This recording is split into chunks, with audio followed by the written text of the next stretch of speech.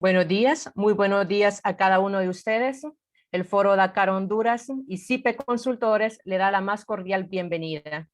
Gracias por vincularse, gracias por estar presente en cada uno de los encuentros que el Foro Dakar Honduras tiene para ustedes, por y para ustedes. En esta ocasión vamos a tener la participación de la abogada Sally Valladares, que ella estará con nosotros para poder ilustrarnos con su participación.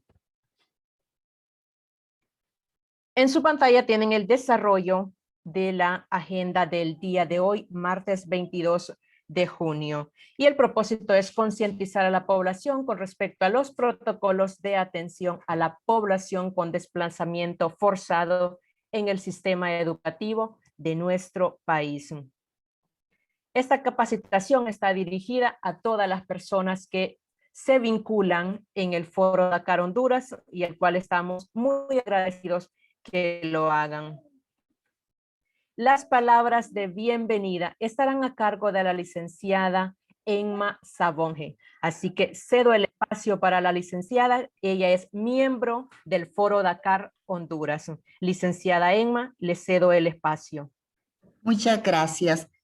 Muy buenos días a todos y a todas las personas que se han comunicado con nosotros. El Foro de Dakar, Honduras, el Observatorio de Migraciones Internacionales en Honduras, OMI, y Flaxo, Honduras, les da la bienvenida a todas las personas que se han hecho presente en este taller. El día de hoy, el tema del taller que está dentro del plan estratégico de formación del Foro Dakar va a desarrollarse hoy con el tema Atención a la población con desplazamiento forzado en el sistema educativo nacional. Tenemos para el día de hoy a la panelista invitada abogada Sally Valladares Cerrato, quien nos va a dar una charla muy importante y muy interesante. Le agradecemos en este momento a ella también y a todas las demás personas que se han comunicado. Muy buenos días y vamos a aprovechar esta oportunidad. Gracias, licenciada Emma.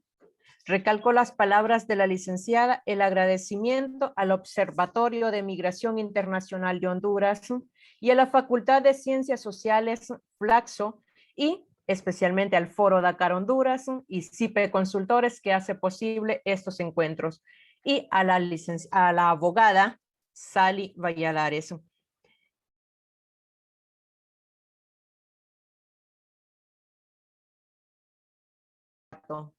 Ya es abogada.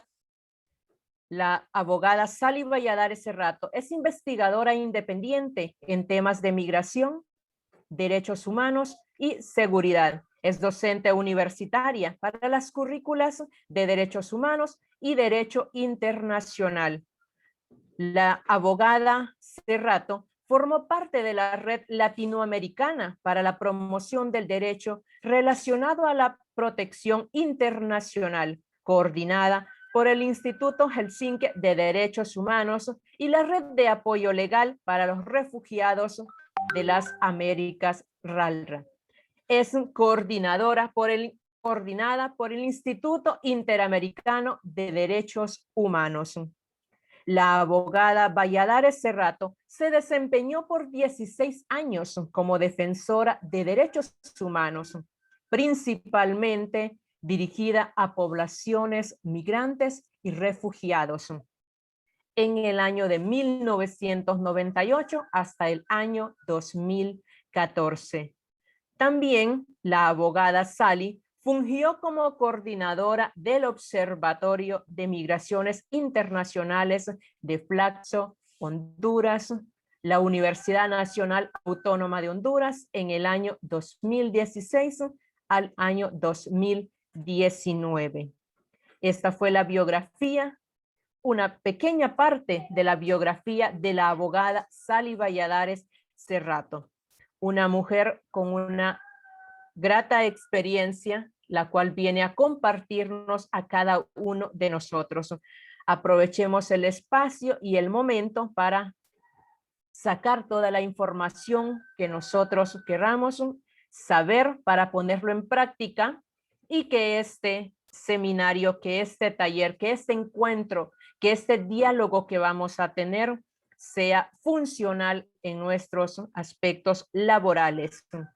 Gracias a cada uno, gracias abogada Sally por decir sí y por compartirnos sus conocimientos y su experiencia.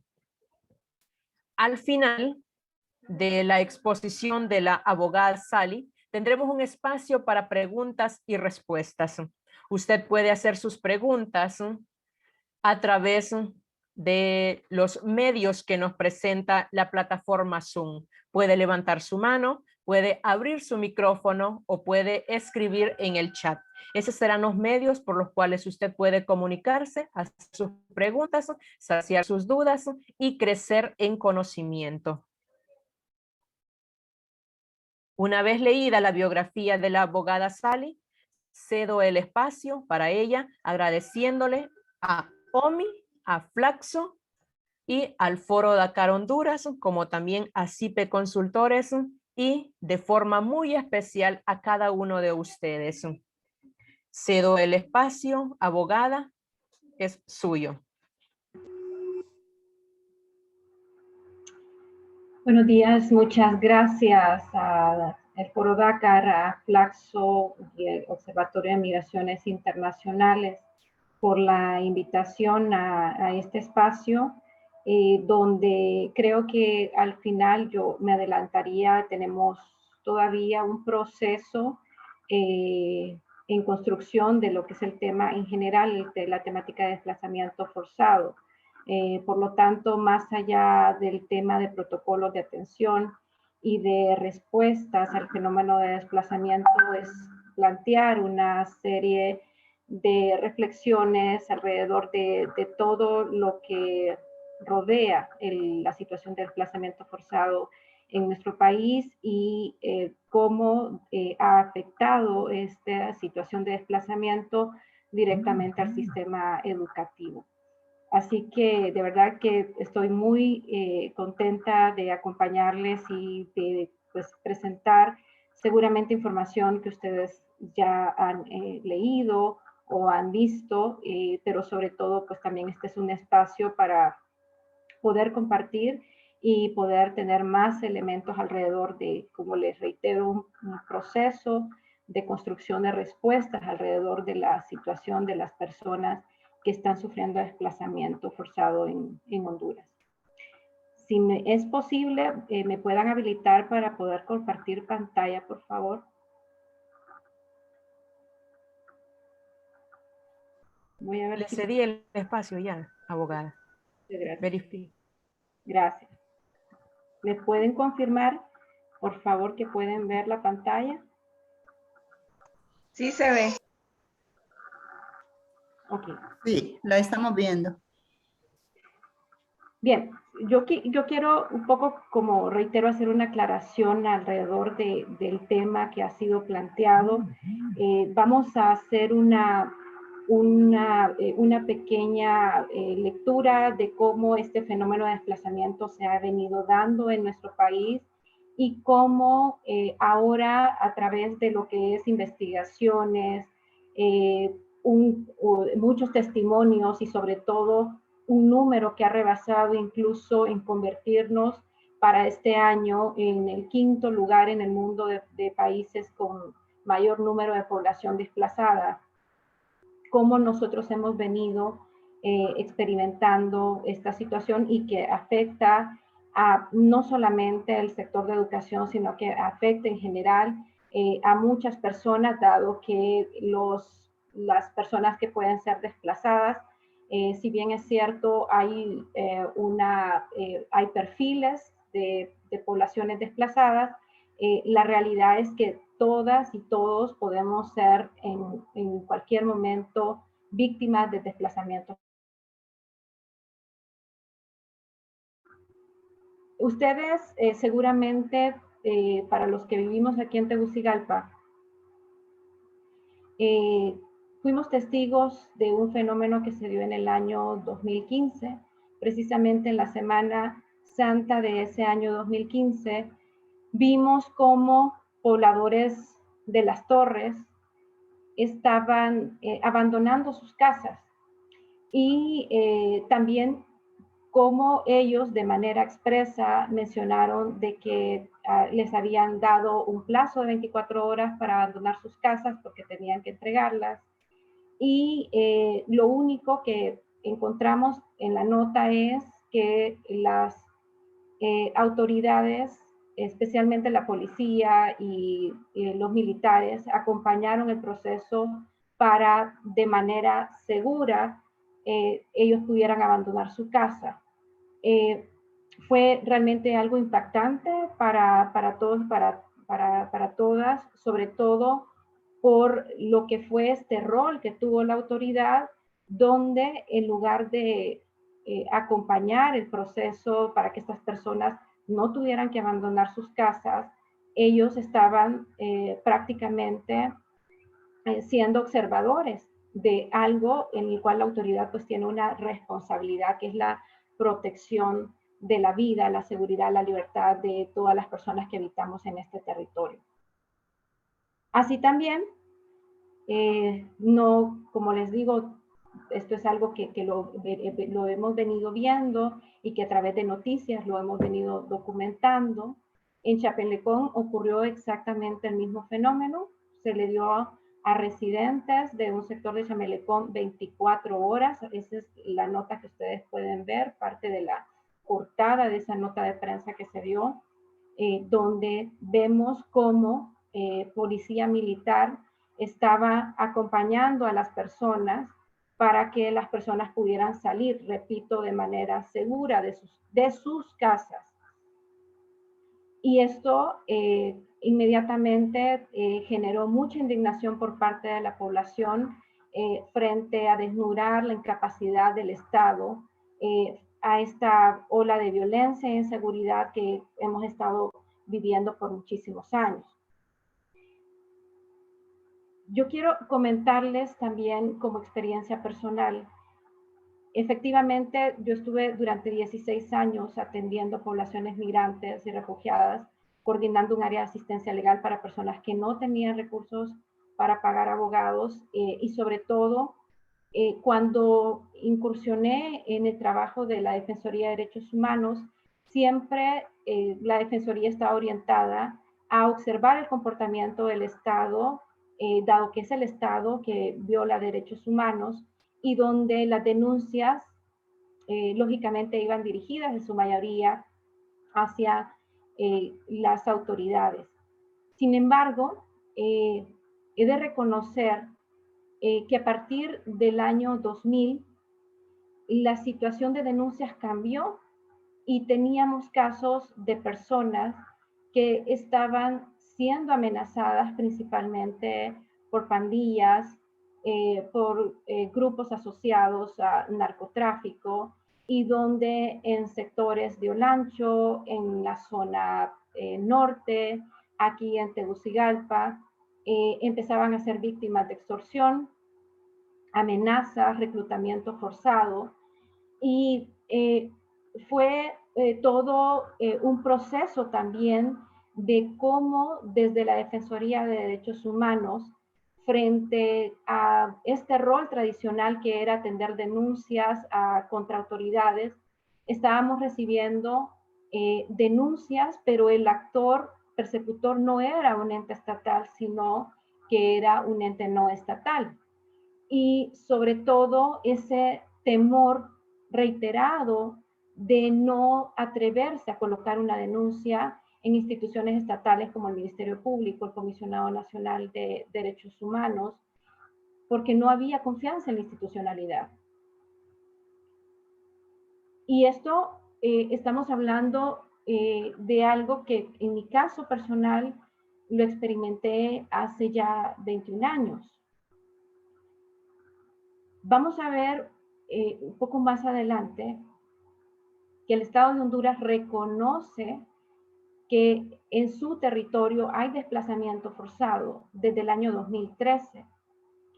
Sin embargo, la situación de desplazamiento interno es algo que hemos venido experimentando hace muchos años y sobre todo donde estos elementos de la inseguridad, la violencia, impunidad, son elementos que reiteradamente encontramos en todas y cada una de las historias de las personas que han venido sufriendo desplazamiento. Y quiero también aclarar un poco el concepto de lo que es el desplazamiento interno. El desplazamiento interno es un tipo de migración. Es una migración que se da dentro de un territorio donde las personas, para proteger su vida, su seguridad, su libertad, se mueven dentro del mismo territorio. Hay 2 estudios sobre caracterización de población desplazada. El último fue presentado en el año 2019. Y aquí vamos a ver que la movilidad interna que tienen las víctimas de desplazamiento es muy alta. Estamos hablando de personas que incluso tuvieron que desplazarse internamente o intentaron no salir del país porque no querían salir del país, intentaron hasta 10, 15 veces moverse dentro del mismo territorio hasta que finalmente tomaron la decisión de emigrar, de cruzar una frontera, de hacer un cruce internacional para proteger la vida, seguridad y libertad. Y muchas de estas víctimas, que es también una de los retos que genera este tema, tratan de autoinvisibilizarse para no exponerse más a esos riesgos a los cuales originaron la situación de desplazamiento que están viviendo. Algunos datos que quiero compartir con ustedes, en su mayoría son datos proporcionados por este informe que les comenté sobre la situación de población desplazada, que fue presentado en el año 2019. En el año 2013, cuando se reconoce que Honduras es un país que genera desplazamiento, se crea una comisión interinstitucional para la protección de las personas desplazadas por violencia. Y el ACNUR, el Alto Comisionado de Naciones Unidas para los Refugiados, ha acompañado este proceso desde la construcción misma de lo que es la institucionalidad que hoy existe alrededor de la temática de desplazamiento. En la caracterización que se presentó en el año 2015, teníamos alrededor de 174.000, 177.000 personas desplazadas. Con esta actualización que se dio en el año 2019 que se presenta este estudio, entre el año 2004 al 2018 se considera que se han desplazado internamente 247.090 personas. Repito, el desplazamiento interno implica que la persona no abandona el territorio, pero tiene una movilidad que está motivada no por migración económica, sino que está motivada para proteger su vida, seguridad o libertad. Se considera entonces que en el país hay alrededor de 58.500 hogares afectados por el desplazamiento. 43% son personas menores, de los cuales hay una gran cantidad de niños, niñas y adolescentes que están siendo desplazados por violencia. Y el 55% de los integrantes de hogares desplazados son mujeres. Los departamentos de donde principalmente se genera desplazamiento son Cortés, Francisco Morazán, Olancho, y también Atlántida es otro también de los municipios, de los departamentos que encontramos con mayor situación de desplazamiento. Y estos departamentos comprenden el 76% de los hogares que son expulsados.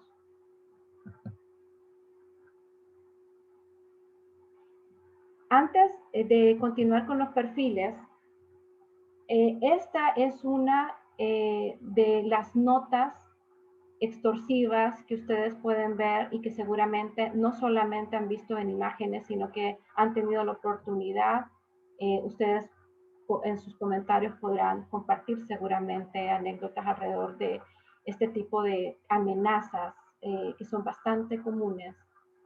Y ustedes ven lo que dice la nota. Esta nota es de parte de la pandilla 18 para informarle que tiene que comunicarse este número. De no hacerlo, la organización procederá a quitarle la vida y de nada de jugar la parte de llamar a la policía.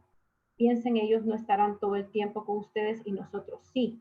Y no descansamos a los que nos deben, así que llamen. Y lo que he tapado es el número de teléfono que había sido proporcionado para hacer esas llamadas. Sobre el perfil de las víctimas, estos dos estudios de caracterización de población desplazada coinciden que entre los perfiles de las víctimas tenemos a los comerciantes, tenemos transportistas y ustedes ven también que ahí se ha colocado docentes de escuela y colegios y ya vamos a ver un poco de información alrededor de lo que pasa en nuestro sistema educativo con la situación de desplazamiento. Pero también quiero mencionarles por qué dentro de los perfiles de las víctimas, esto no lo dice el estudio, eso yo lo he colocado a partir de otros estudios, de otros informes que también se han emitido con respecto a los extorsionadores también son víctimas mismas también del desplazamiento. Es algo bien complejo, pero muy fácil de explicarlo. Dentro de las situaciones que viven las personas desplazadas, en muchos casos niños, niñas y adolescentes,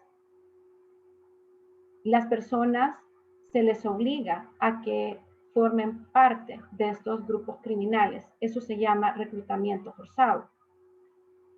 Y al resistirse, al oponerse de no formar parte de estos grupos, entonces viene la persecución, que comienzan con amenazas y que esas amenazas pueden concretarse con la pérdida de vida de no solamente la persona que directamente está siendo amenazada, sino que también su entorno familiar.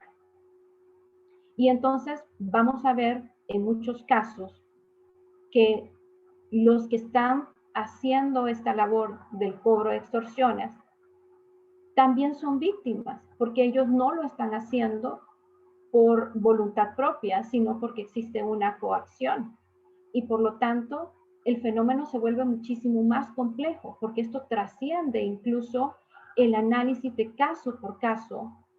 Y esto es una deuda que también tiene el Poder Judicial, para que el Poder Judicial también se pronuncie sobre lo que está pasando con el caso de las situaciones de quienes son imputados por extorsión, que es uno de los tipos penales, uno de los delitos que más comúnmente se da en nuestro país y que de acuerdo a lo que ha sido el proceso, no solamente el código anterior con la modificación de endurecer más las penas contra las personas que cometen extorsión, también nuestro código penal actual tiene este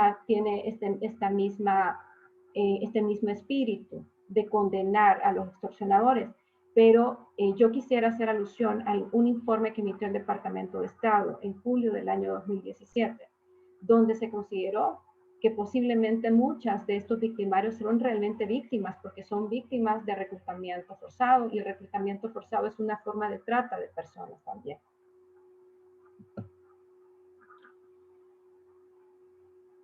Ahora, ¿qué pasa con los centros educativos? En el año 2019 se presentó un informe sobre la situación de la violencia en centros educativos realizado por el Alto Comisionado de Naciones Unidas para los Refugiados, el ACNUR. Y dentro del informe ustedes pueden encontrar datos como este, ¿no? El Comité de los Derechos del Niño de las Naciones Unidas subraya que en el país existe un amplio reclutamiento de niños por maras, Adicionalmente, más del 70% de los homicidios de niños y adolescentes se producen como parte de las actividades criminales de la delincuencia organizada y el tráfico de drogas. Pero también en estos estudios de caracterización de población desplazada, se evidencia que el 83% de los menores de edad desplazados asistían a algún centro educativo en el momento del desplazamiento interno.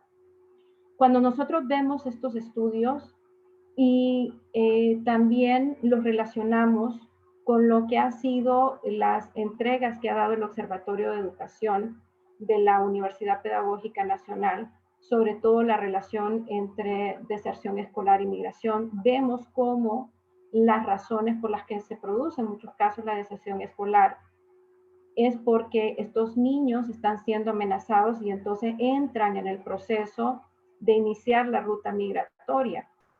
Y por lo tanto, entonces vemos que en este caso tenemos un alto índice de niños que no están asistiendo a la escuela porque son víctimas también de situaciones de desplazamiento que están generando también una migración internacional.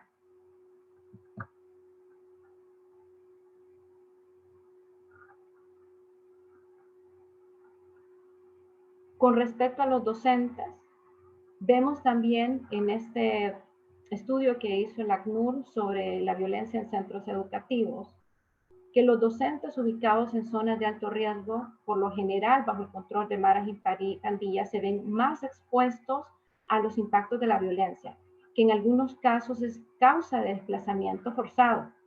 Y esto se refleja también en los informes del CONADE, el Comisionado Nacional de los Derechos Humanos, sobre el desplazamiento forzado en Honduras, en los cuales para los años 2016 y 2017 los docentes figuran como tercer perfil más afectado por el desplazamiento. Esto genera, de las tantas crisis que tiene el sistema de educación en el país, asuma a esta situación de crisis, dado que no solamente los niños están siendo víctimas de desplazamiento, sino que también los docentes también están siendo parte de estos perfiles de víctimas de desplazamiento y que seguramente también, como muchas de las personas que están siendo desplazadas, existe ese temor a colocar una denuncia, no existe una respuesta que de manera inmediata pueda generar una alternativa para que las personas dejen de ser víctimas de desplazamiento, y también en aquellos casos donde se ha presentado denuncias, donde se ha habido se ha generado investigaciones desde los órganos del Estado. También se llega a la conclusión que no necesariamente la persecución de delitos genera la protección a víctimas, donde pues también personalmente yo les puedo comentar de casos de personas que presentaron una denuncia, que efectivamente hubo una detención de aquellos que estaban cobrando extorsiones, pero ya sabemos que el fenómeno de la extorsión son estructuras que el día de hoy se sacan 10 extorsionadores de la calle y se suplen de manera muy fácil porque hay mucho reclutamiento forzado y porque también la impunidad permite que la violencia se vuelva un día a día para todos los hondureños y las hondureñas en este país. ¿Qué pasa con los niños? No pueden volver a la comunidad de donde salieron huyendo. En la gran mayoría de casos, la situación o alternativa de regresar al entorno de donde salieron se vuelve complicado si no existe un regreso a un entorno seguro.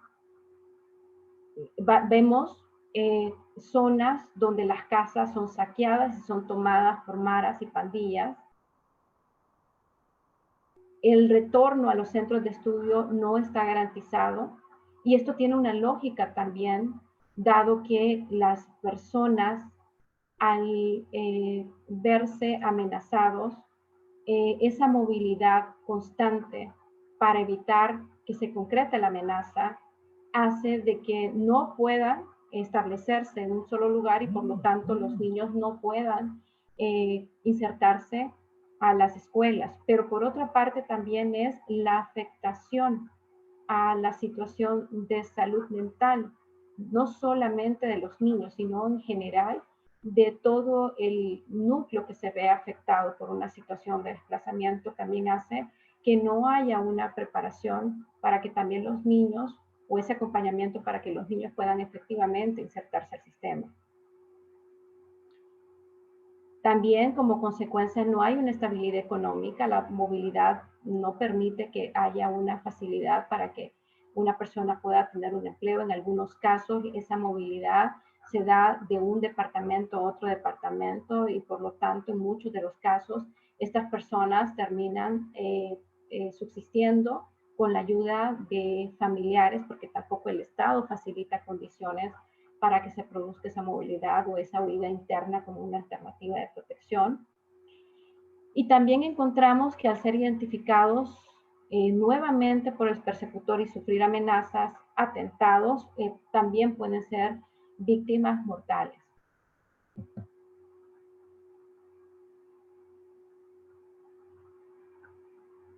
Vemos también, bueno, ya lo habíamos mencionado, muchas familias intentan estabilizarse en otro sector del país, en otros departamentos.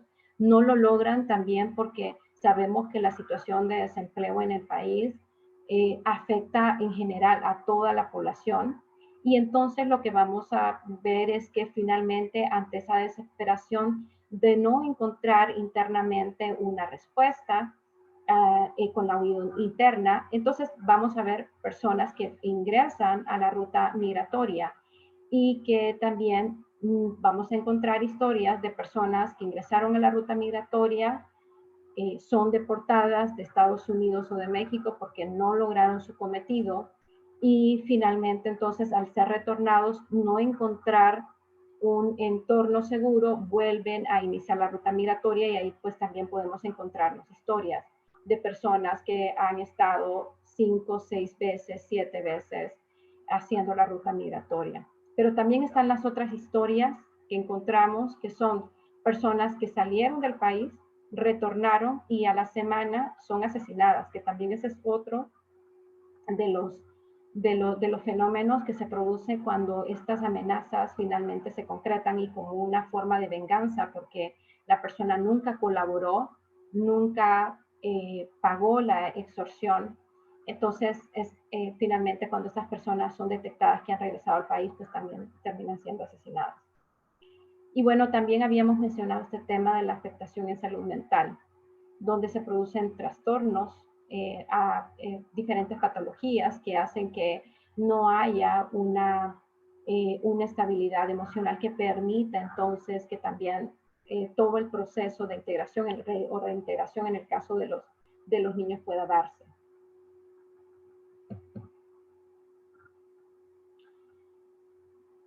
Y esto se suma a la complejidad que tiene nuestro contexto. El contexto de país, sobre todo para poder dimensionar la cantidad de miembros activos que tenemos en el país de maras y pandillas, es bastante diverso. Ustedes pueden encontrar estadísticas o datos muy diversos sobre el número de miembros activos de maras y pandillas que se encuentran en el país. Yo comparto un dato que no es nada actual, es 2015, pero fue generado por USAID, 36,000 miembros activos de maras y pandillas. Ustedes pueden encontrar fuentes donde se establece que son 40,000, 50,000. También a eso se suma una desproporción en relación con lo que son la cantidad de policías que hay activos en nuestro, que son los que prestan pues, los servicios de seguridad pública. 14,000 policías.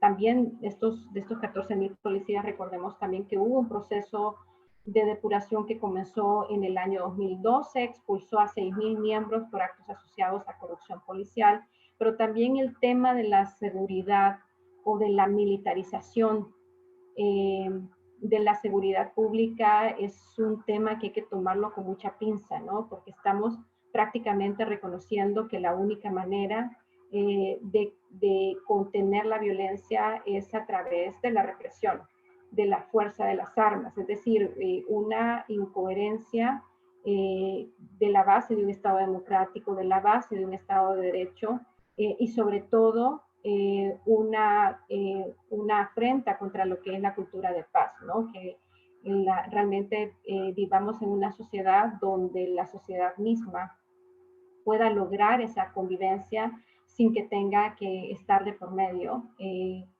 la fuerza, ¿no? Y eso es algo que también cuando vemos esta investigación que se hizo sobre la violencia en centros educativos, la demanda constante que había principalmente de los docentes es que hubiesen más policías y más militares que pudieran estar permanentemente custodiando los centros educativos. El asunto aquí es cómo esto, que lo hemos venido sosteniendo por muchos años, realmente es una respuesta frente a la responsabilidad del Estado de crear condiciones para que todos podamos vivir en una sociedad donde no sea necesario que tengamos que tener policías y militares custodiando nuestras casas o custodiando los centros educativos y sobre todo también, y aquí pues también vale la pena a manera de reflexión saber que en la medida que estos presupuestos que son orientados para el tema de seguridad, para el tema de defensa, merman la inversión que puede darse en sectores como salud y educación, que sabemos que también hay una deuda enorme para fortalecer tanto el sistema de educación como el sistema de salud en el país, ¿no? Ese drenaje de fondos que se van a los temas de seguridad y defensa en un estado como el hondureño, y a eso se le suma la situación de corrección, ¿no? Que eso drena muchísimos más fondos, hace de que posiblemente no sea esa la respuesta, dado que también la historia nos ha dicho que la situación del desplazamiento es uno de ellos que refleja esa premisa, es el hecho de que no con los presupuestos que hemos tenido se ha logrado mermar la situación de inseguridad, sobre todo en nuestro país. Lo que les mencionaba, la persecución del delito no garantiza la protección a las víctimas, sobre todo cuando tenemos estos casos donde no se ahonda en la situación, por ejemplo, del fenómeno de la extorsión, y entonces eso hace que se coloque entonces a las víctimas nuevamente en una situación de amenaza, porque no se está atacando de raíz el problema de la extorsión, sino que básicamente lo que se está haciendo es únicamente atacando una pequeña parte que no va a romper la estructura que está generando ese fenómeno en nuestro país. Algo que nosotros hemos visto en los últimos años y sobre todo cuando vemos las historias de las personas que han salido del país, está relacionado con la desesperanza. Y la desesperanza va de la mano con lo que es también reiterado en las diferentes historias sobre la falta de confianza en la institucionalidad pública. Hemos visto encuestas de percepción, sondeos de opinión, donde hago referencia, por ejemplo, a un documento que emitió el Comisionado Nacional de Derechos Humanos en el 2008. En aquel momento se consideraba que el 84% de la población no tenía confianza en la policía, 69% no tenía confianza en el Ministerio Público. Y ahora en las últimas sondeos y estudios, lo que hemos visto es que la mayor parte de la población ha perdido prácticamente confianza en la institucionalidad, de tal manera de que las instituciones en las que confía son principalmente la iglesia. Y esto tampoco es algo que debería de sorprender, porque cuando usted ve, cuando una persona ha sido víctima de cualquier delito, las personas dicen, yo espero la justicia divina, yo solamente me encomiendo a Dios. Y eso tiene un trasfondo muy, muy profundo. Y es el hecho de que nosotros hemos abandonado la idea de que el Estado existe para garantizar nuestra vida, nuestra seguridad y libertad. Y finalmente, entonces, nosotros nos aferramos a lo que creemos es la única alternativa que hace que nosotros sobrevivamos en este país. Y entonces, también viene otra situación que estamos experimentando actualmente. Les mencionaba que nosotros hemos entrado por primera vez a una lista que hace el Consejo Noruego sobre los países donde es más complejo el abordaje de desplazamiento, sobre todo la falta de respuesta de los estados a lo que está viviendo su población. Nosotros estamos en el 5º lugar de países en el mundo sobre situación de población desplazada. Y estamos también en los primeros lugares en México, en Estados Unidos, en España, de nacionalidades que más solicitan asilo en esos territorios. Esto genera un desafío también para la misma comunidad internacional, principalmente para los estados que son los que están recibiendo los casos. Me refiero a México, me refiero a Estados Unidos, me refiero a España, que son digamos, los principales destinos que tenemos de los 138,000 hondureños que actualmente están solicitando asilo en el mundo. Genera desafíos porque la tasa de reconocimiento, por ejemplo, en Estados Unidos es una tasa muy baja, es decir, de 100 personas que solicitan asilo en Estados Unidos, menos del 10% están siendo aceptados como refugiados. Por lo tanto, la gran mayoría de estas personas que tienen su esperanza en que se revisen sus casos, las personas terminan siendo regresadas a su país. Y en otros escenarios,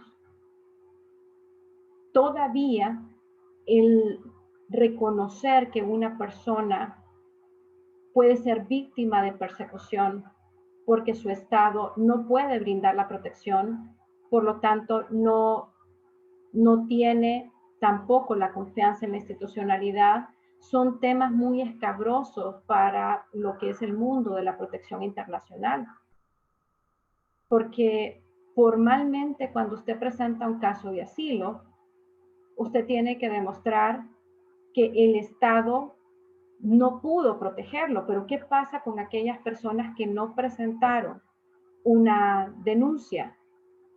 Entonces, su caso se termina cayendo al piso, porque estas personas básicamente no pueden decir, mire, yo no pude colocar una denuncia porque en mi país colocar una denuncia es una sentencia de muerte. En algunos casos lo entendemos,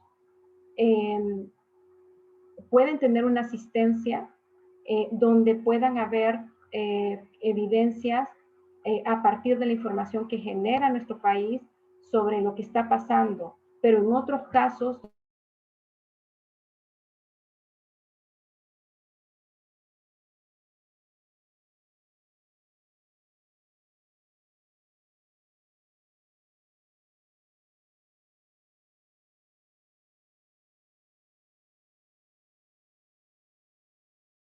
su propio territorio.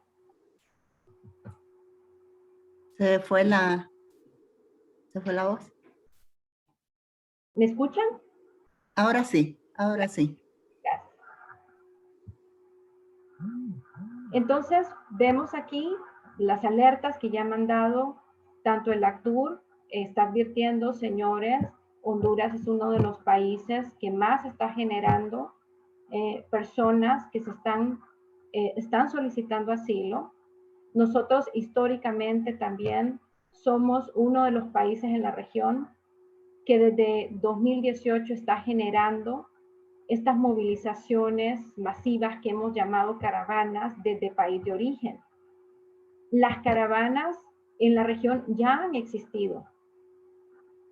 En el año 2017, con el denominado Vía Crucis de Migrantes, que fue de las caravanas antes del 2018 más visibles que tuvimos, por la amenaza que había del gobierno entrante en ese entonces en los Estados Unidos, se miraba que el 80% de la composición de esa caravana que se había organizado en México, no en Honduras, era de hondureños.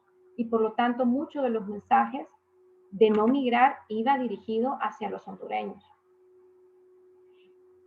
Pero por otra parte, cuando empezamos nosotros a la situación de caravana desde país de origen, cuando en octubre del año 2018 se genera esta caravana, entonces nuevamente la mirada se coloca a qué está pasando en el país.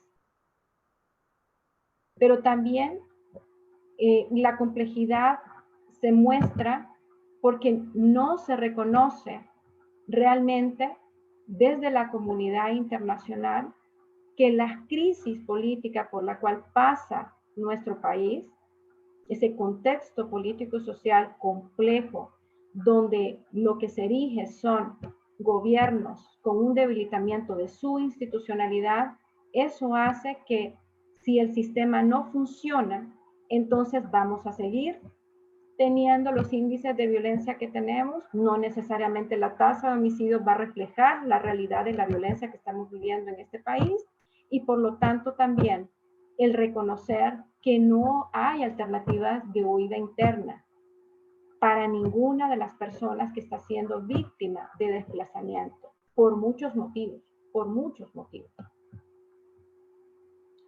¿Cuáles son las respuestas que hemos visto hasta ahora, principalmente a la situación del desplazamiento interno?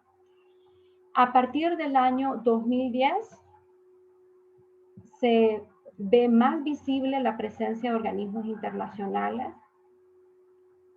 Desde el año 2015 nosotros tenemos presencia formal de organismos como el Alto Comisionado de Naciones Unidas para los Derechos Humanos, Alto Comisionado de Naciones Unidas para los Refugiados, el Comité Internacional de la Cruz Roja. En diciembre del año 2012, antes de lo que fue digamos, la formalidad de la aprobación del decreto de creación de la Comisión de Desplazamiento, el Estado reconoce que existe el desplazamiento interno, y a partir del año 2014, que no fue necesariamente por la situación de desplazamiento, sino por la migración de niños y niñas que se dio en el año 2014, que se le denominó la crisis humanitaria de niñas migrantes, entonces también más instituciones se ven involucradas para abordar temas relacionados a la migración. También nosotros, desde los diferentes ámbitos donde nos desenvolvemos, debemos de reconocer que antes de 2014 no había tampoco muchas organizaciones de sociedad civil que trabajaran la temática migratoria, realmente eran muy pocas las organizaciones.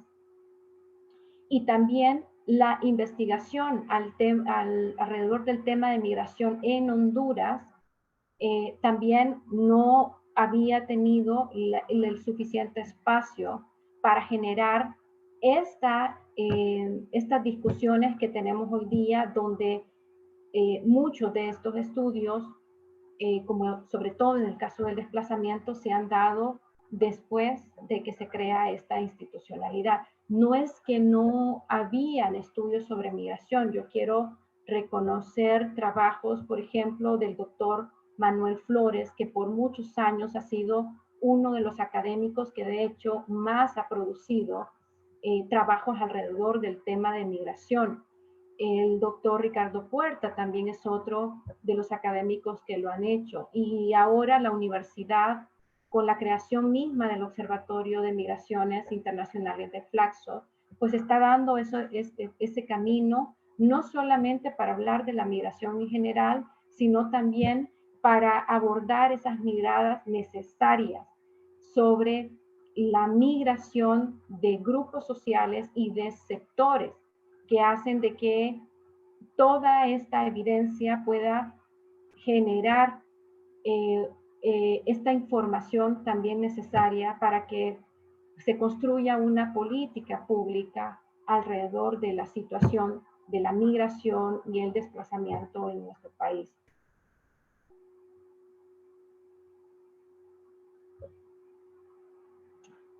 Hacia los últimos años, sobre todo a partir del año 2016, cuando se incorpora en el nuevo Código Penal el delito de desplazamiento forzado, todavía tenemos una deuda adicional y es esta ley para la protección de personas desplazadas, que todavía no ha sido aprobada, pero que también es una herramienta muy importante para lo que es la respuesta, sobre todo a la prevención del desplazamiento y a lo que hoy día también se vuelve urgente, que es la protección de todas estas personas que están siendo víctimas del desplazamiento.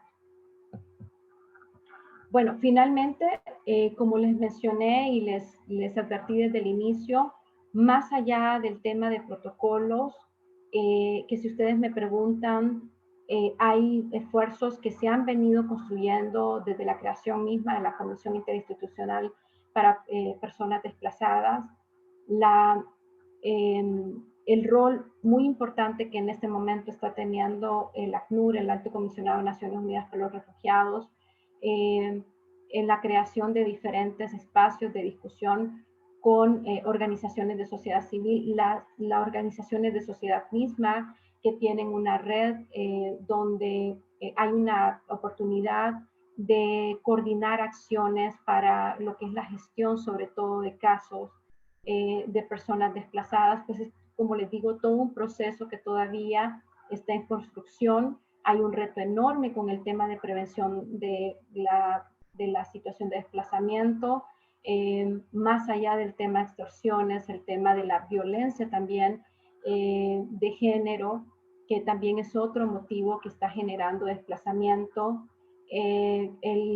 Estamos en un camino donde es necesario espacios como este, sobre todo para informar, para formar alrededor de lo que es la situación de desplazamiento, la complejidad que implica el abordaje a una víctima de desplazamiento, pero sobre todo también, dado que hay sectores que directamente están siendo afectados, como el caso del sector educación, como el caso del sector empresarial, pues también es importante que puedan haber un espacio común para no solamente aportar digamos, ya con esto que ha sido la entrega de estos estudios que se han generado alrededor, sino también para contribuir a la generación de respuestas, sobre todo en el marco, yo reiteraría, de la cultura de paz y el enfoque de derechos,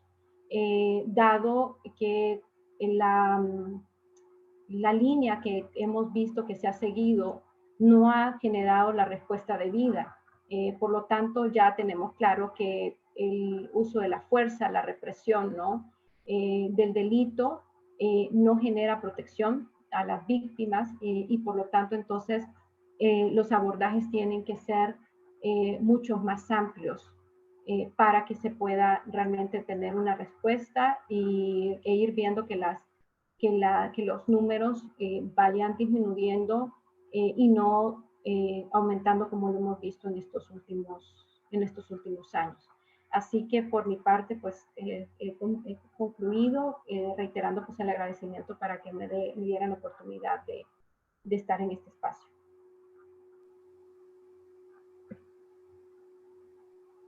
Muchísimas gracias, abogada Sally Valladares. Agradecemos a usted el espacio.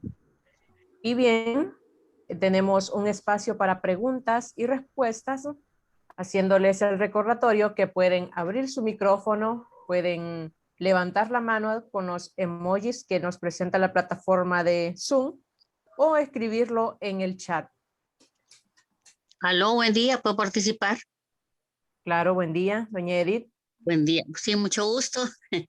Bueno, felicitar en primer lugar a la abogada por este análisis tan profundo, ¿verdad? Y podríamos decir tan real, porque a través de las noticias, a través de muchas conferencias hemos visto pues todo lo que ella dijo ha sido una realidad. Y compañeros y compañeras pues que han sufrido, ¿verdad? Estos flagelos. Mi pregunta para la abogada es si visualiza ella que con estas amenazas que tenemos, ¿verdad? Con la venta de nuestros territorios para las dichas sedes que se anuncian que se van a llevar a cabo en nuestro país, se puede repetir este desplazamiento nuevamente y quizás con más porcentaje, porque sabemos que tenemos un sistema, ¿verdad? Que es represivo y que a pesar de que los pueblos defienden sus territorios, pues esto siempre, la amenaza siempre está, y con esto de las sedes, pues creo que va a ser más muy vulnerable, digamos, el desplazamiento. Entonces mi pregunta es si esto lleva también amenaza para los niños y las niñas o las mujeres en esto del problema de educación. Muchas gracias. Bueno, yo quiero hacerle quiero hacer una comparación con algo para darle una respuesta. Le voy a comentar lo siguiente. Nosotros hace muchos años, desde las organizaciones de la sociedad civil, planteamos que Honduras se estaba convirtiendo en un estado fallido. Y lamentablemente el concepto formal de estado fallido establece que un estado fallido es un estado en crisis que no tiene un gobierno. El asunto es que Honduras, sin ser aparentemente pasar por procesos de elecciones cada 4 años y tener un gobierno establecido, independientemente de la forma como los gobiernos que hemos tenido se han venido imponiendo en el poder, no calzamos en la definición formal de estado fallido porque tenemos un gobierno, pero somos un estado en crisis y generamos una crisis tan fuerte de migración como países en guerra que tienen conflictos armados internos o conflictos armados internacionales. Es decir, nosotros hemos desafiado, si puedo utilizar esa palabra, a la formalidad de los conceptos que se nos han venido imponiendo sobre cómo llamar por su nombre a las diferentes situaciones por las que atraviesa un Estado y por lo tanto entonces creo que ahora más que hace algunos años nosotros estamos redefiniendo el concepto de Estado fallido, ¿no? Por ese lado. Entonces, quiero utilizar esto porque cuando usted, y aquí viene la razón por la que yo le quiero dar esta respuesta, cuando usted revisa la definición de desplazamiento interno, la definición de desplazamiento interno va relacionado con un proceso de huida asociado a violencia, asociado a amenazas, asociado, bueno, a cualquier expresión de violencia, o incluso ahora también se habla de lo que son fenómenos naturales, ¿no? Pero en el marco de las sedes, nosotros tendríamos que redefinir el concepto si se produce ese movimiento de personas, porque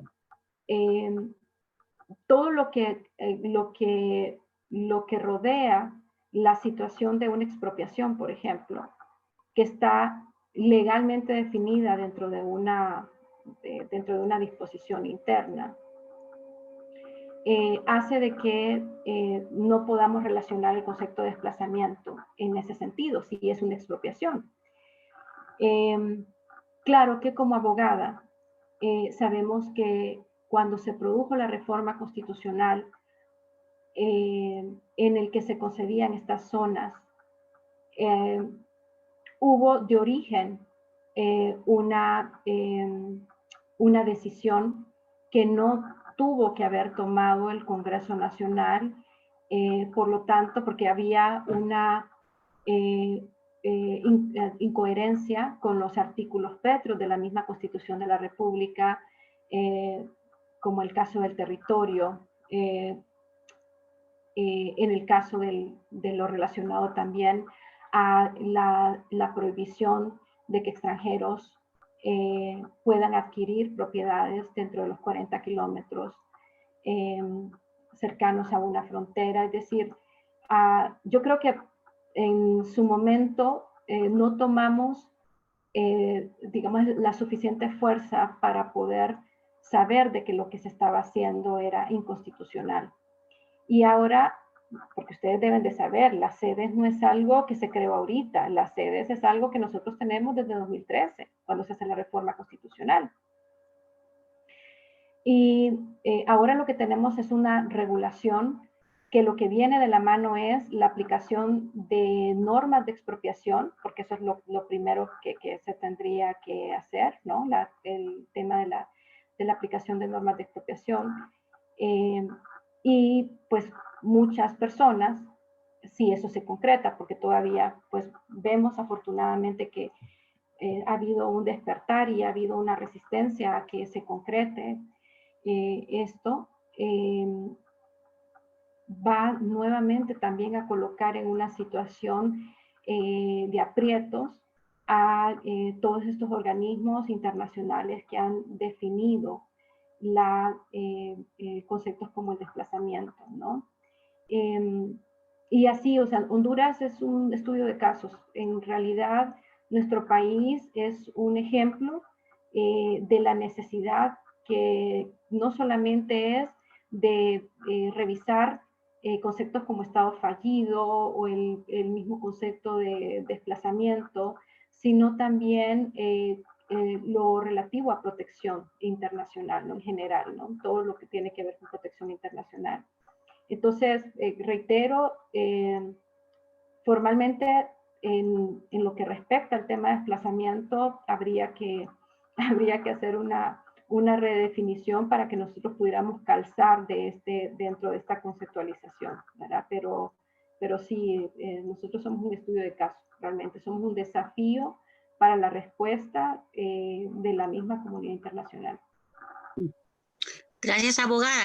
Muchas gracias. Solo decirle también que si a futuro se puede crear y fortalecer universidades públicas, que se puede poner esto dentro de la currícula, ¿verdad?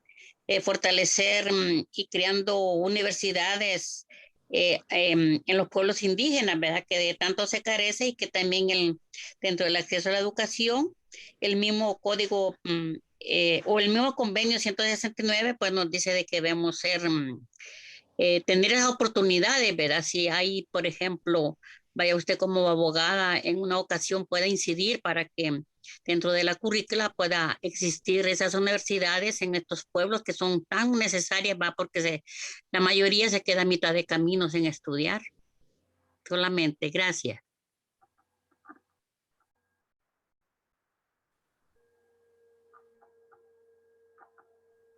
Bien, gracias, doña Edith. ¿Alguna otra participación?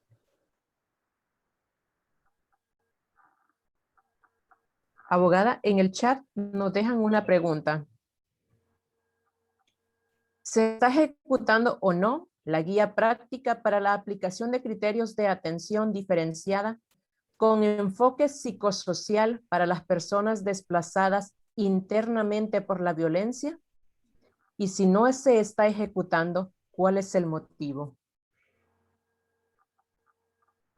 Bueno, yo quiero referirme no a un instrumento en específico, sino en general a la respuesta de todo lo que hasta ahora se ha construido alrededor del tema de desplazamiento. Yo quiero reiterar lo que les acabo de decir. uno de los problemas más grandes que tenemos en el desplazamiento es la prevención, es decir, cómo hacer de que una persona no sea víctima de desplazamiento y cómo dar una respuesta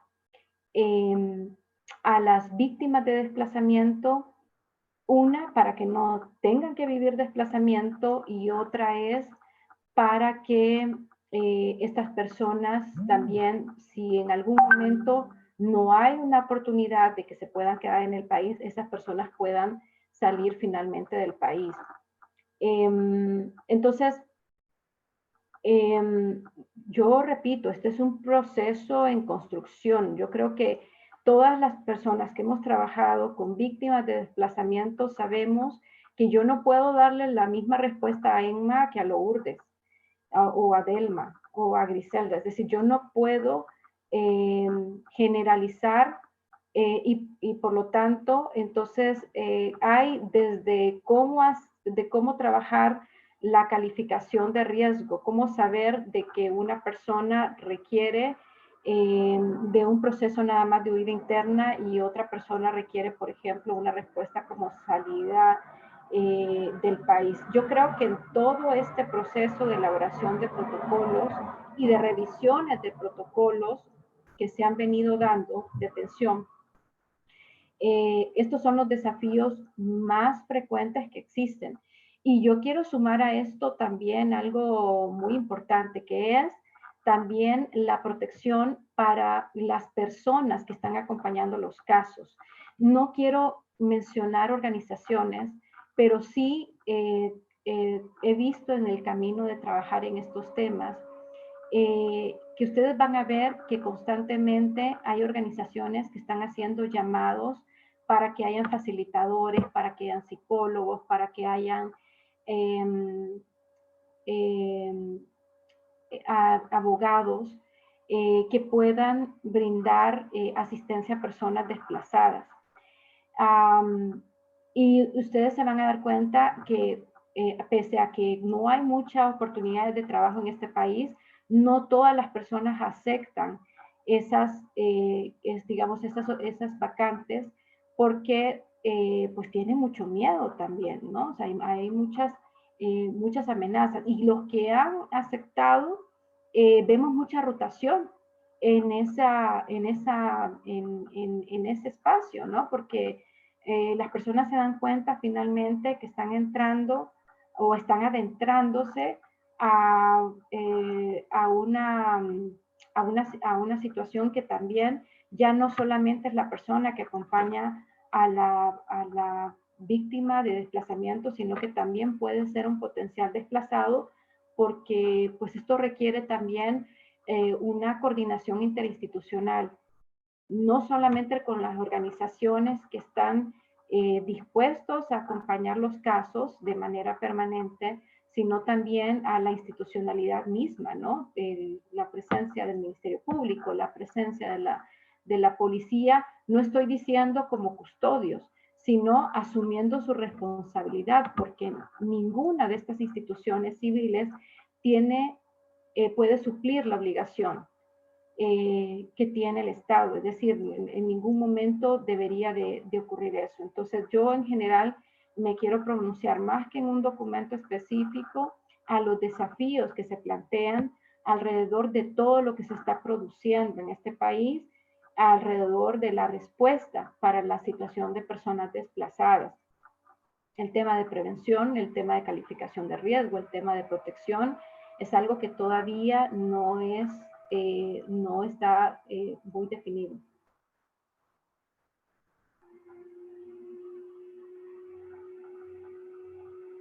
Muy bien. ¿Saben que tienen el espacio abierto? ¿Saben que el Foro Dakar se caracteriza por hacer un diálogo abierto en el cual ustedes pueden participar, hacer sus preguntas, saciar sus dudas y este es el espacio? Así que yo les exhorto a que puedan abrir sus micrófonos y aprovechar el tiempo y aprovechar el conocimiento de la abogada. No sé si hay alguna otra persona que... Buen día. Buenos días, abogada. Yo quisiera preguntarle recientemente cuáles son las fuentes que usted puede recomendar para personas que estamos investigando esto de la migración, fuentes que usted considera que pues son confiables y fuentes que sean cercanas a nuestros años. Yo estaba observando en las fuentes que usted tenía en su presentación, casi todas son del 2015 o de años inferiores a estos. Entonces, supongo yo que esto es producto de que no se ha continuado el estudio o las publicaciones pues no han sido tan cercanas a nuestros años. Entonces, yo le agradecería mucho si nos puede responder esto, si sabe algo. Bueno, el estudio sobre la violencia en centros escolares se presentó en el año 2019 y los datos son 2017-2018. La caracterización de población desplazada última, que es de la Comisión Interinstitucional de Desplazamiento, se presentó en el 2019. Y los datos cierran hasta el 2018.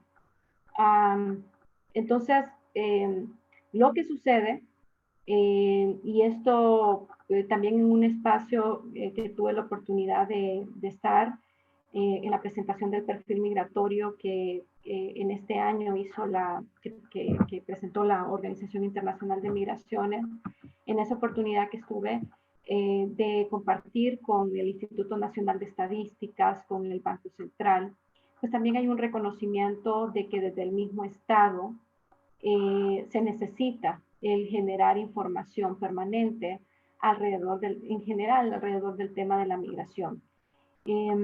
Creo que fue muy duro escuchar en ese panel donde estuve que el Instituto Nacional de Estadística reconociera que si no fuera por el financiamiento de organismos internacionales, el Estado no haría este tipo de investigaciones, porque es muy caro hacer todos estos levantamientos de información. Eso es muy duro, pero es una realidad que nosotros tenemos. Es decir, yo les acabo de decir que las organizaciones de sociedad civil son las que más respuesta dan. Si ustedes miran ese estudio sobre la situación de violencia en centros escolares, lo que van a ver es que los primeros que dan respuesta son las organizaciones de sociedad civil, no es el Estado. Los docentes, los alumnos esperan todavía una respuesta del Estado, pero saben de que es mucho más efectivo acudir a una organización de sociedad civil que al Estado. Eso no debería de ser, porque nuestra primera opción debería de ser el Estado.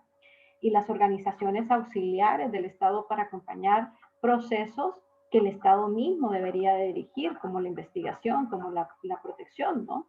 Entonces, el otro reto que tenemos es que si usted no tiene ese sentido de dar seguimiento a todo lo que se está produciendo, también yo creo, y esto aprovechando que está César Castillo del Observatorio de Migraciones aquí, yo sé que el observatorio ha tratado de, condensar, de acumular todos estos estudios que se han venido generando de diferentes instituciones, no solamente académicos, sino organizaciones de diferentes tipos.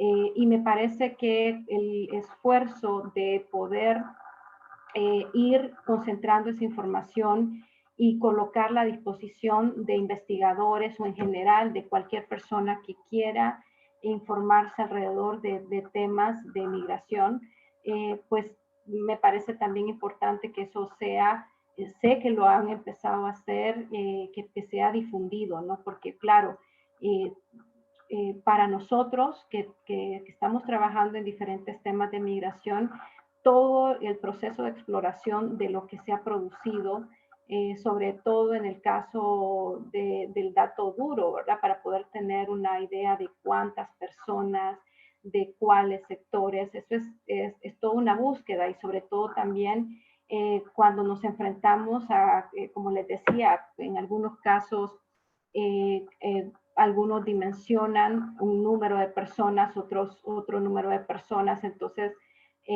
ahí nosotros pues tenemos todo un reto, ¿verdad? Para podernos acercar a la realidad de fenómenos como la situación de desplazamiento.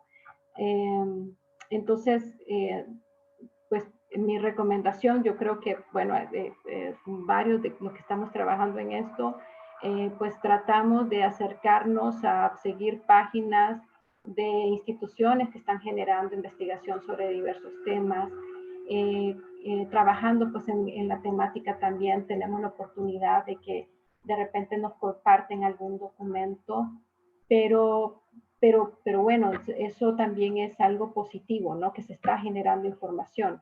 Anteriormente no se estaba generando mucha información. Yo quisiera, por ejemplo, mi interés particular con el que, si ustedes han visto, he hablado mucho de extorsión, quisiera trabajar un poco más alrededor de esa mirada de la extorsión desde la perspectiva del reclutamiento forzado, no solamente el tipo penal, o sea, no solamente ver que el delito es uno de los delitos más comunes que hay en este país, sino más bien profundizar hacia la respuesta del Estado cuando nos encontramos, por ejemplo, que el extorsionador realmente es una víctima. Repito, no es un victimario, es una persona que está siendo obligada y es la persona que termina pagando realmente siendo una víctima, ¿no? Y es muy complejo porque también desde la perspectiva de protección, ¿qué pasa cuando esa persona que se desesperó, que dijo, yo ya no quiero hacer esto, yo ya no quiero amenazar personas, yo ya no quiero generar un daño porque no está en mí hacerlo, terminan saliendo del país y en muchos de los casos no son candidatos para ser merecedores de protección internacional porque la Comisión de Delitos excluye que una persona en ciertos casos pueda ser merecedora de protección porque pues, el perfil que se tiene es si eres extorsionador, si pertenecía a una pandilla, esa persona es un delincuente, entonces ya no se ve de la misma manera el caso. Entonces, yo personalmente se lo digo, para mí es uno de los grandes temas y seguramente para Flaxo, para otras instituciones o para otros investigadores, pues también tengan otros intereses alrededor de temas. Por ejemplo, en el caso del Observatorio de Educación, hace muy poco estuvimos reunidos con ellos de la Universidad Pedagógica y ellos nos decían que ellos también quisieran investigar y andar un poco más sobre el tema de migración, pero hay demasiadas cosas que todavía por la demanda que hay en este país de información hace de que ni las instituciones académicas tengan la capacidad para concentrar todo lo que nosotros requerimos y como les digo, que nos permita acercarnos más a la realidad de cada una de las situaciones que se viven en este país. Gracias.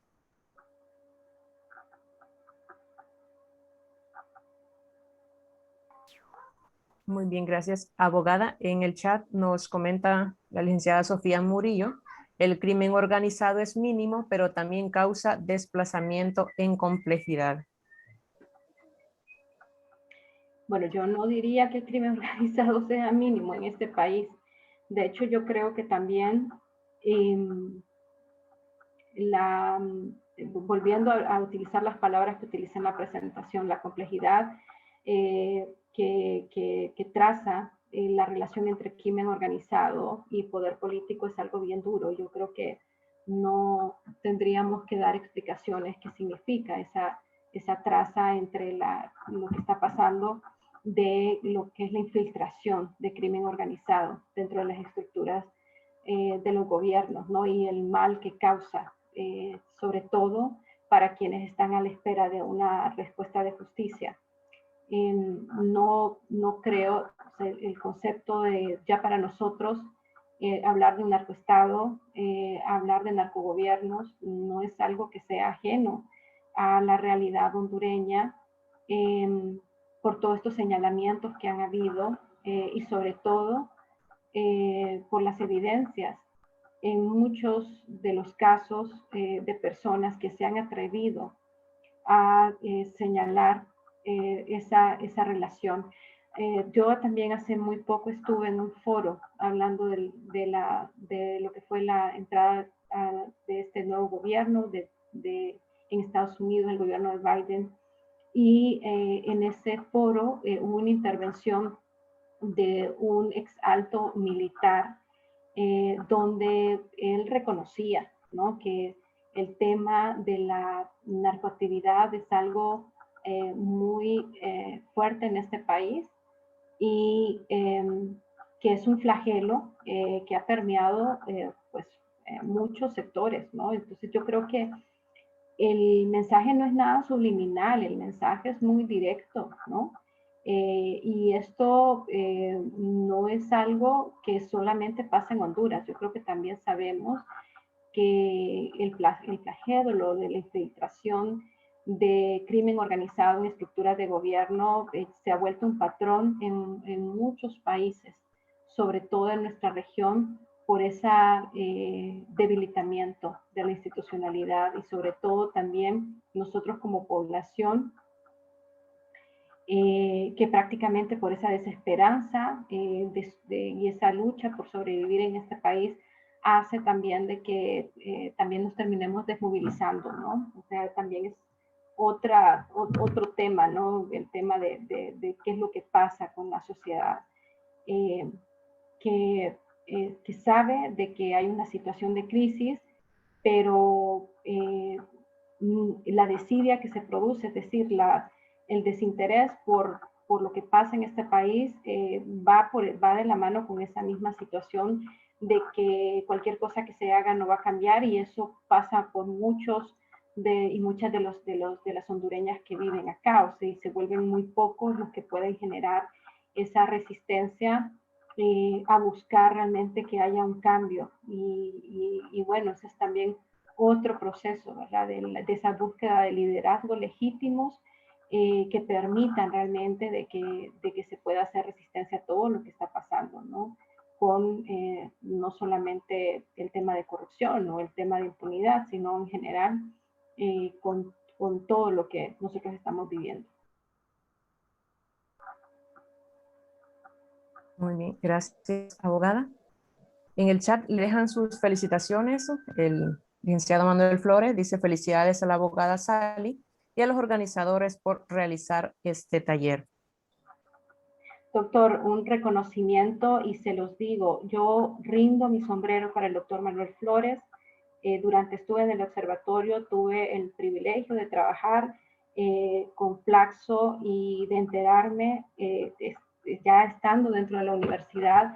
Yo ya sabía desde antes de estar ahí, doctor, el aporte enorme que usted ha hecho en la universidad, pero mis respetos, el doctor Manuel Flores, que agradezco mucho también que acompañe en este espacio, es uno de los académicos que más genera, si no es el que más genera investigación alrededor del tema de migración, doctor. Así que yo, de verdad que para mí es una de las personas referentes en este país, y mis respetos para todo el trabajo del doctor Flores.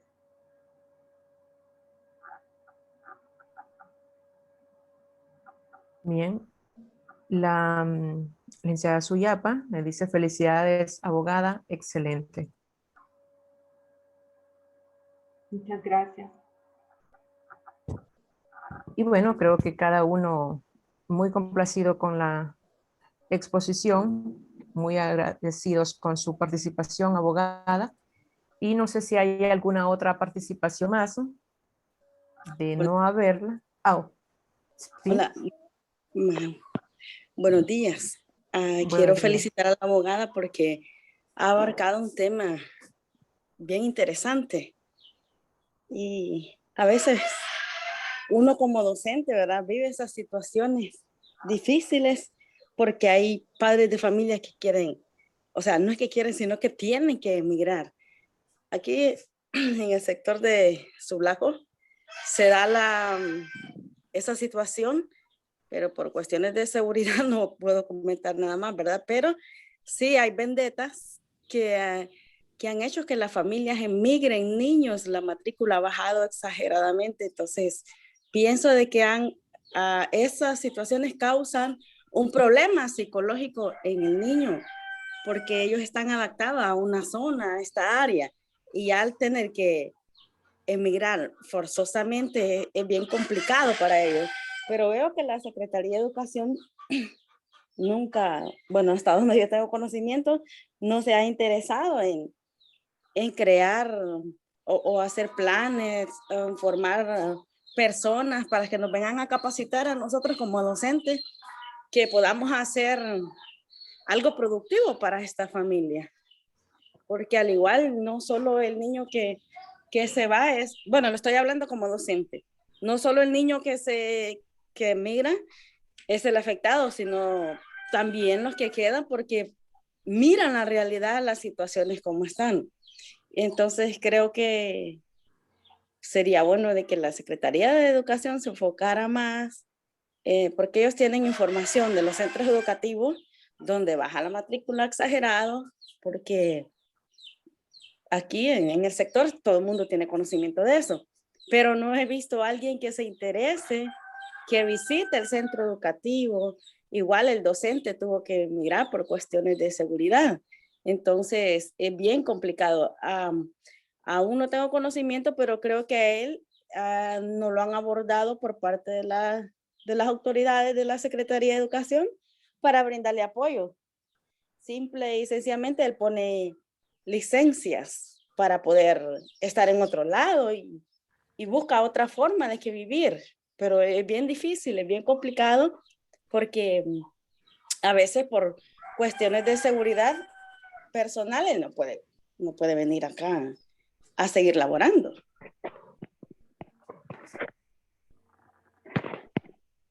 ¿Hola? Sí, y esas son historias recurrentes. Entonces yo quisiera saber si existe la posibilidad de que, bueno, no sé si la abogada tiene conocimiento de la Secretaría de Educación, si puede aportar en algo, mandar a personas capacitadas a dar ayudas psicológicas a los niños, a los docentes, igual, porque uno a veces va a trabajar y lo hace con temor de que le puede pasar algo, ¿verdad? Y es bien complicado la situación. Bueno, yo quiero decirles que, y no sé si ustedes tienen, ese documento está en internet, ustedes lo pueden encontrar, que es ese estudio sobre violencia en centros educativos, que hizo el ACNUR. Eso fue un documento que hicieron donde se involucró la Secretaría de Educación, donde estuvieron también organizaciones de sociedad civil, también que participaron, colaboraron para la elaboración del estudio. Y de hecho fue validado con docentes de 220 centros educativos, hasta pues donde ustedes pueden encontrar en la lectura de esa investigación.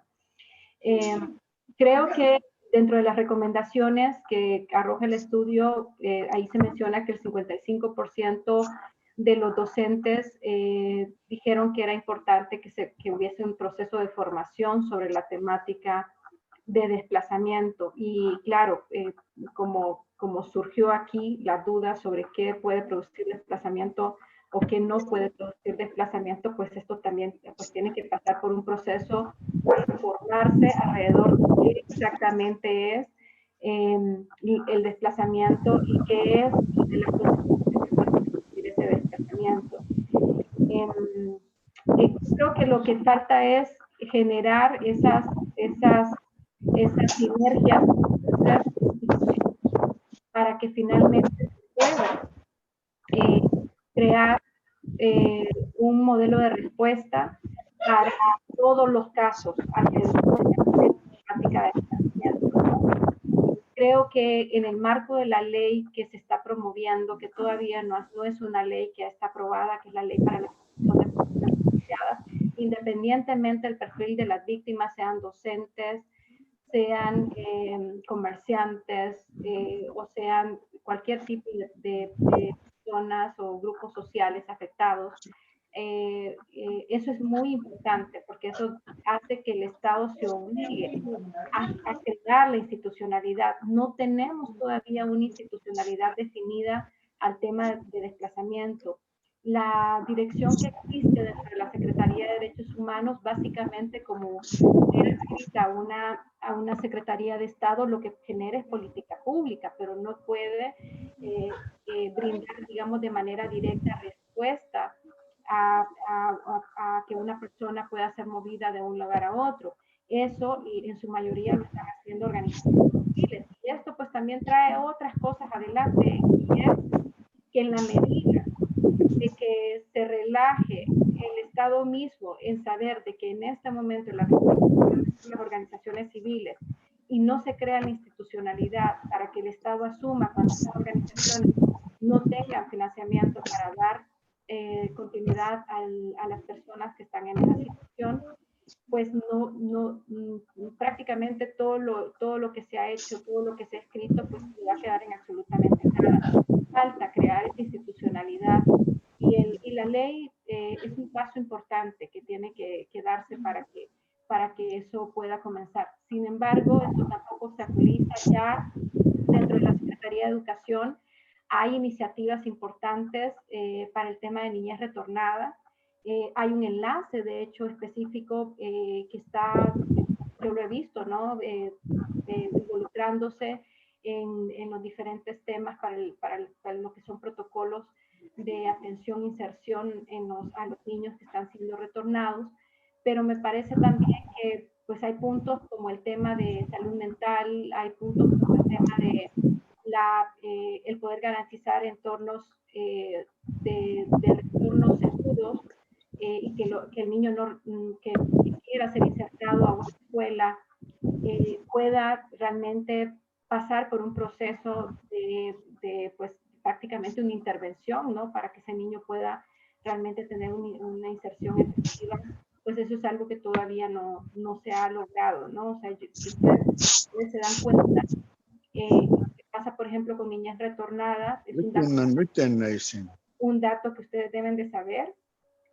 Todo el proceso de reintegración lo están haciendo con financiamiento del sistema de Naciones Unidas, o sea, institucional, volvemos a lo mismo, o sea, aquí el tema está siendo sostenido por organismos internacionales y organizaciones de sociedad civil, que dicho sea de paso, reciben financiamiento de organismos internacionales. El esfuerzo que debe de tener el Estado de colocar recursos y sobre todo voluntad política para trabajar el tema y dar una respuesta efectiva, eso es algo que todavía no ha ocurrido en este país.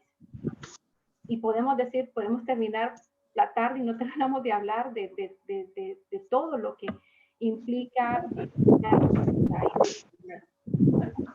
Bien. Abogada Sale. Sí. Buenos días. Buenos días. No, yo estoy hablando de la mosquita, estoy vivo en directo. Tengo dos consultas. Uno es que usted tendrá posibilidad de brindar o capacitar a todo el personal docente de la mosquita para que los docentes sean efecto multiplicador para la juventud de hoy y así podemos prevenir lo que es la migración. Porque lo que quiero explicarles es que en la mosquita, única actividad que hay en la mosquita es el buceo. Es un trabajo de alto riesgo porque cada buzo que van quedan paralizados. Ahora, en vez de ir al mar, en vez de ir a bucear, ir como marino, ahora están migrando para los Estados Unidos, porque en el mar es de alto riesgo. Y ahora va a los Estados Unidos también abandonando su casa, también otro de alto riesgo. Entonces, ¿usted cree que habrá posibilidad de que algún gobierno mejorará nuestra nación? Bueno, le respondo lo primero. Yo creo que aprovechando esta iniciativa se pueden establecer coordinaciones, sobre todo, como repito, pues aquí está Flaxo. Flaxo es un referente en el país y está haciendo esa punta también de lanza para pues, perfilar el tema de migración como un tema importante desde espacios académicos. Entonces yo creo que pues es algo que se podría realizar. Bueno, César tendría que tomar la palabra aquí, lo obligaría a César que pudiera generar una respuesta. De mi parte, pues toda la disposición a colaborar en lo que crean yo pueda apoyar. Obviamente yo no represento ninguna institución, yo trabajo de manera independiente, trabajo como docente en una universidad privada, pero pues por razones a lo que me dedico, que pues ha sido el tema de migración de manera independiente, pues claro que siempre también, y viniendo de un espacio de Defensoría de Derechos Humanos y autodefinirme también como defensora de derechos, pues claro que yo estoy con toda la disposición de apoyar en lo que sea posible. Como repito, yo no estoy, digamos, no represento ninguna institución. Con respecto al tema de los usos, ahí es donde vemos la necesidad de ver situaciones muy particulares que están viviendo las comunidades. Usted, Persano, sabrá, y obviamente lo sabe con conocimiento, que el tema de la situación de los buzos no es algo nuevo. De hecho, hay denuncias, se presentaron denuncias a la Comisión Interamericana de Derechos Humanos, sobre todo por esa falta de respuesta a esa gran cantidad de personas con discapacidad que estaba generando esa forma digamos, de pesca que hace pues que las personas no tengan ningún tipo de garantía y por lo tanto tampoco hay una supervisión del Estado para que esto no genere lo que está generando en esa zona. Y yo a eso le sumaría algo que usted también lo sabe, y César, que también está aquí, de Flaxo lo sabe. En su momento, cuando nosotros estuvimos en un encuentro con docentes del CURLA, se mencionó también la situación que estaban viviendo los misquitos de discriminación por parte de sectores en Ceiba, sobre todo por la migración que se estaba dando de la Mosquitia para la zona de Ceiba. Y eso también es otro fenómeno que también es importante ahondar, ¿no? Como incluso nosotros no estamos hablando de lo que está viviendo, lo que vivieron los hondureños en Guatemala o en México con xenofobia. Estamos hablando que dentro de nuestro propio país, nuestras comunidades indígenas también están sufriendo discriminación porque están migrando, y eso es algo muy fuerte, y me parece que en la Ceiba eso está evidenciado también. Entonces yo creo que, como les digo, esto es uno de los miles de temas que nosotros sabemos que es importante atender, y bueno, ahí ya la palabra la tiene César. Quiero opinar algo. Sí. El departamento de Gracias a Dios es un departamento netamente étnico y plurilingüe, que significa aquí hay varias culturas y varias lenguas. Sí. Y por lo tanto, nosotros como indígenas, pues los políticos nos utilizan. Y por otro lado, nosotros como mezquito, nativos, cuando queremos aspirar a un cargo público, todas aquellas personas que son de Tegucigalpa, San Pedro Sula, Choloteca, de la Ceiba, de Tocoa, viven en la Mosquitia. De repente el tío, el hermano, la hermana o los parientes están en la cúpula, está en el Congreso, está en la Casa Presidencial. Y solo telefonazos se arreglan, y los verdaderos dueños no tienen puestos del Estado. Lo que es Dirección Departamental de Educación, lo que es Dirección Región Sanitaria número 9, los puestos claves es usurpado por lengua 2, no son nativos. Nosotros bueno, otras personas que no son 100% nativos, y nosotros los mezquitos podemos haber preparados, pero no tenemos conexiones con vicepresidente de la República, vicepresidente del Congreso Nacional o presidente del Congreso Nacional. No tenemos contacto, no nos conocen, pero aquí nomás se arreglan telefonazo y a nosotros nos dejan bailando. Ese caso también, esa es parte de la discriminación porque nos tienen despojado. Algo que nosotros estamos como resentidos, y todos los políticos pueden ganar Partido Nacional, Partido Pino, Partido Demócrata, quien sea. A nosotros siempre de mil formas nos tienen como aislados, como marginados, y el gobierno también nos ve oscuro a la Mosquitia. Y aquí no hay, bueno, no hay apoyo, totalmente no hay apoyo. Nosotros vivimos en litigio, en una forma que diga que sálvese quien pueda. Algo así estamos nosotros. Muchas gracias.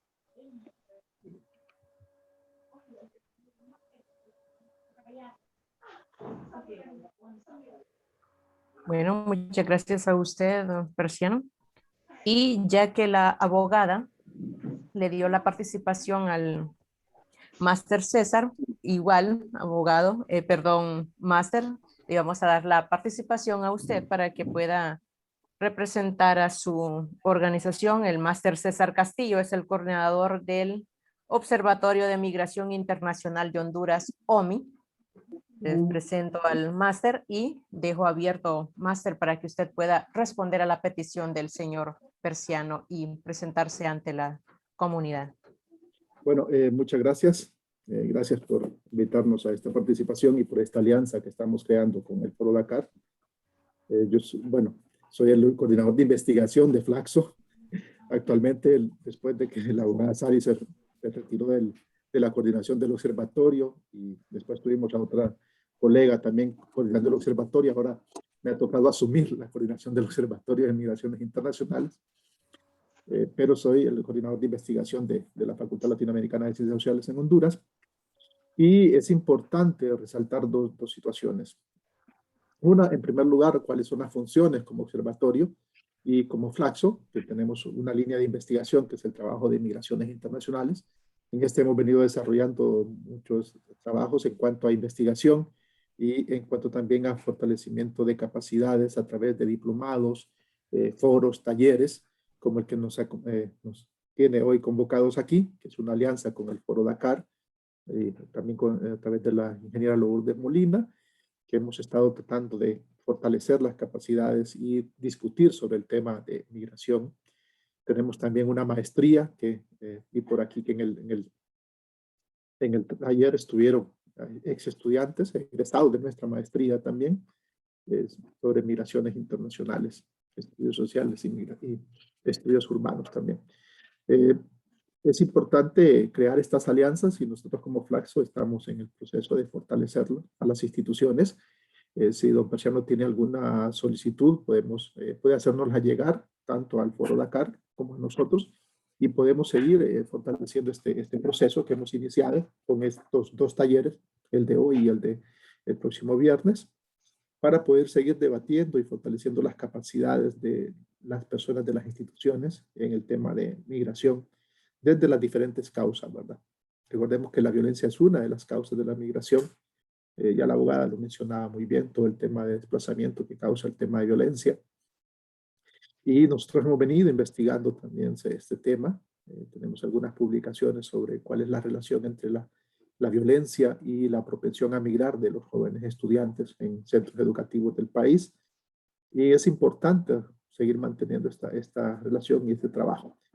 Con respecto a la primera, surgió una pregunta ahí sobre el tema de la Secretaría de Educación. La Secretaría de Educación, recordemos que hasta este momento es una situación que se le ha salido de sus manos, está desbordada. Realmente hay situaciones precarias que maneja la Secretaría desde hace muchos años y estos temas como el tema de violencia, el tema de apoyo psicológico, el tema de fortalecimiento de capacidades a los docentes para abordar el tema de la violencia, más bien ha quedado en manos de organizaciones, tanto de organismos internacionales como asociaciones de sociedad civil que trabajan en fortalecer las capacidades de apoyar a los docentes que precisamente se sienten solos para enfrentar estos temas. USAID tiene algunos proyectos que ha venido trabajando en mejorar las condiciones psicosociales de los estudiantes y los docentes que enfrentan problemas de violencia o de relación del crimen organizado.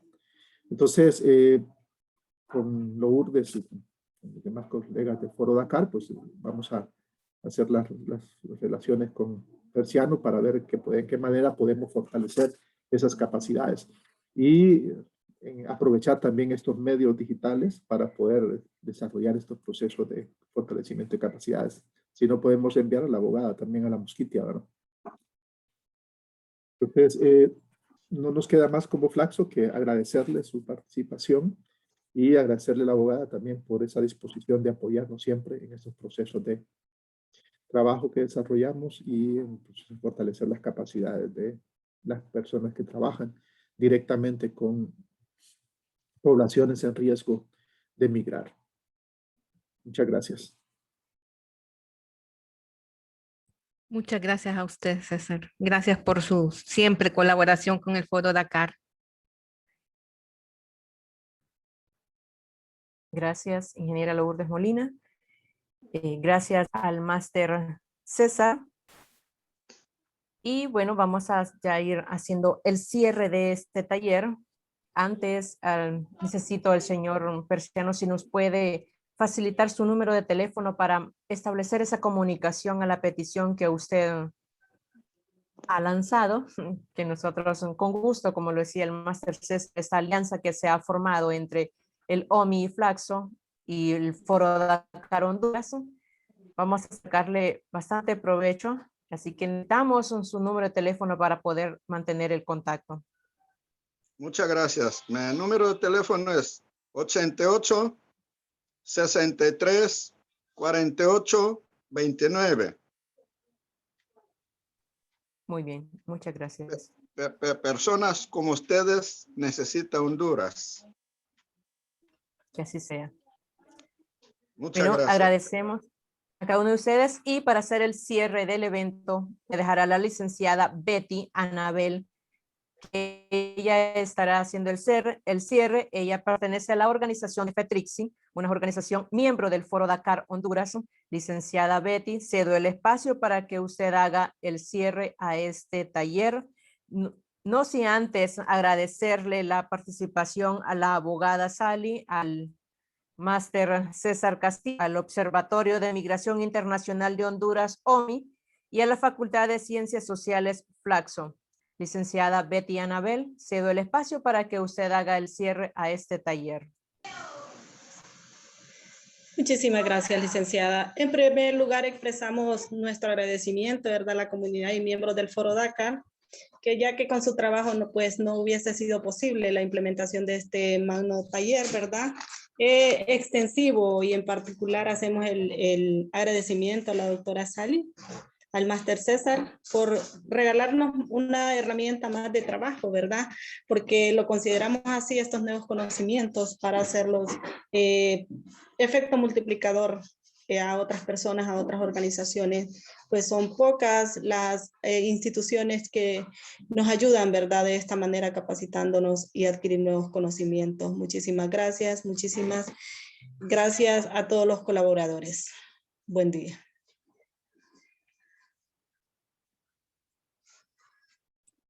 Yo solo agradecerle también a nuestra colega que trabaja también con nosotros en el observatorio, a Rosa Funes, que también ha sido muy importante para toda esta alianza y el desarrollo de estos talleres. Tiene toda la razón. Gracias a la licenciada Rosa por su disponibilidad, el tiempo y su amabilidad, siempre muy pronta a responder. Gracias a cada uno de ustedes, licenciada Rosa, muchísimas gracias por todo. Máster, y a cada uno de ustedes, gracias. Esperamos que este vínculo se establezca, se mantenga y dé muchos frutos. Sí, gracias. Gracias. Gracias. Espero que esto se fortalezca más cada día.